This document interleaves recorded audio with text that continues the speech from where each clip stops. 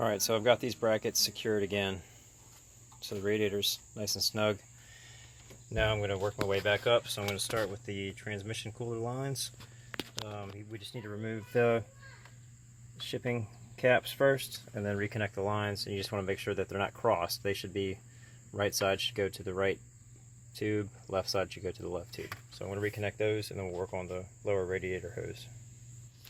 Alright, I've got both transmission cooler lines reconnected and the spring clamps put back in place. Also got the lower radiator hose in place with the spring clamp reinstalled.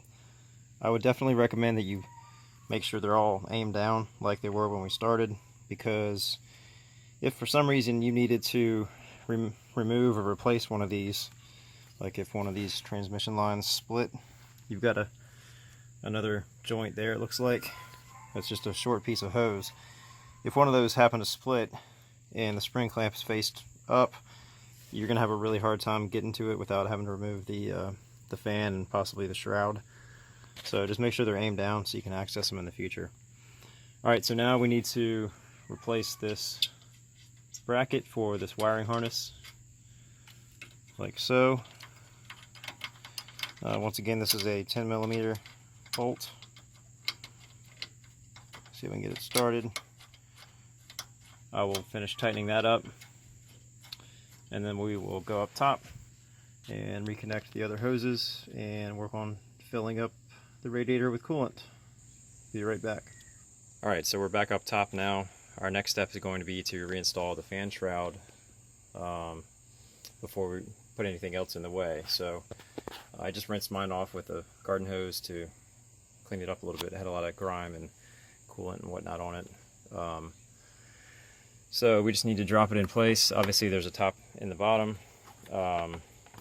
Pretty self-explanatory, but again, there is a tab there and a tab there that need to insert into these slots on the bottom of the radiator, there and there. So I'll see if I can pull this off with one hand and get it lined up properly.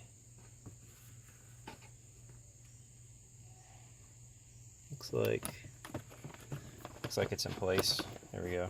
So I just need to reinstall the mounting screw there and there, which again I believe were, let's see, I think they're 10mm.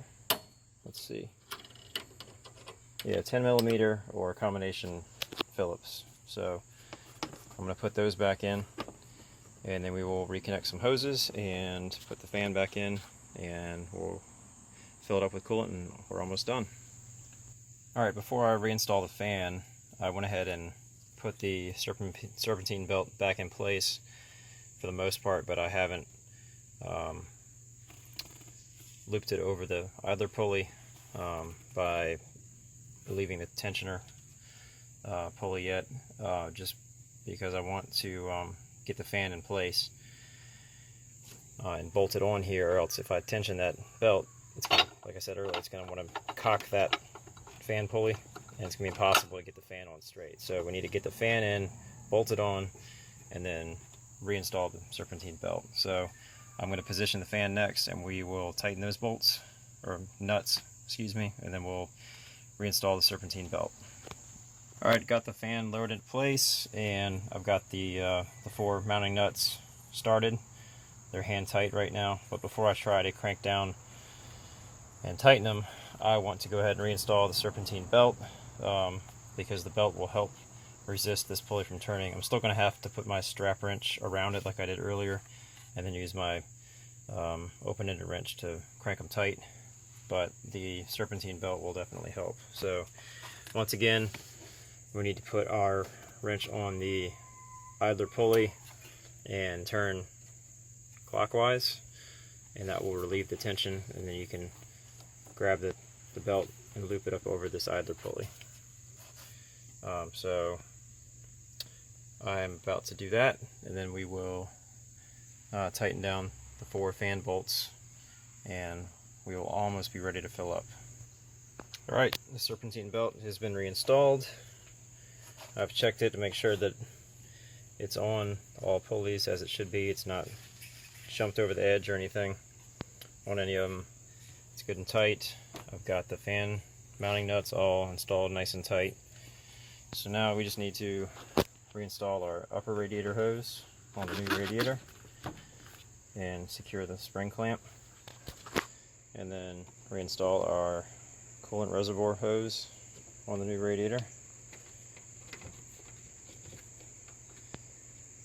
Tuck it into these clips. I'll make up this spring clamp, and then we should be ready to fill this thing up and check for leaks. So I will be right back. Alright, so I've got all the hoses reconnected. Hose clamps are on. I've reinstalled the battery and the mounting bracket, and I have placed a funnel in the fill cap or fill orifice of the radiator where the radiator cap would normally go. You can see that I've filled it to the brim with a mixture of coolant and water. Make sure you don't dump just straight coolant in here, but make sure it's diluted with water. Distilled water is best. And if you haven't done a radiator flush in a while, now would probably be a really good time to do it right after you've changed the radiator. Get any gunk out of the engine block.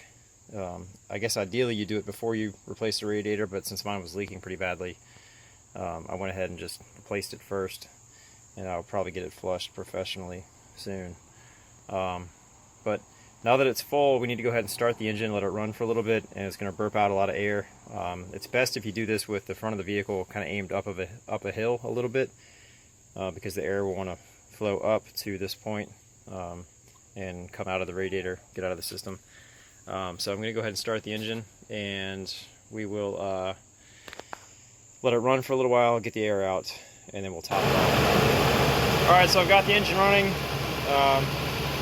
You can see the coolant level kind of burping up and down. It's going to gurgle some air out for quite a while, so I'm going to let it run for several minutes, and then if the level has dropped enough, I'll add some more coolant. And then I also purchased a new radiator cap to replace the old one, just to make sure that I've got a good working system. The manufacturer for the new radiator recommends a new cap, so I'm going to go ahead and do that. It's a cheap part. And I'm going to check for leaks. I'll get underneath the vehicle and make sure that I don't have any leaks down there. And if I'm satisfied that everything's dry, then the last thing I need to do is just reinstall the skid plate on the front of the vehicle. Once again, there's 4 mounting bolts for that. So I'll get this button up, and then we will call it a day.